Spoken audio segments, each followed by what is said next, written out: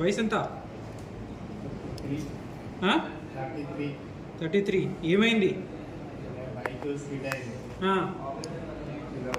అప్పటి నుంచి ఏమైతుంది? వేలు పైకి వస్తుందా? ఏ వేలు? సెంటర్ వేలు. పడ్డప్పటి నుంచి పైకి లేస్తలేదు. ఓకే, మిగిలిన వేళ్ళు లేస్తున్నాయి. ఇట పుండు ఉంది, అంతేనా? సరే సరే సరే, ఓకే. ఇప్పుడు ఇప్పుడు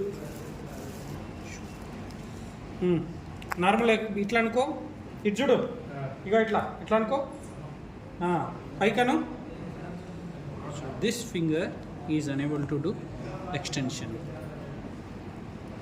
and x-ray seems good, so he has extensor tendon injury. Now we are going to repeat it.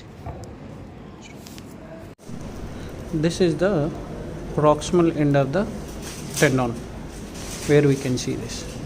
This is the proximal end, and this is the middle part of the tendon, and this is the distal part of the tendon.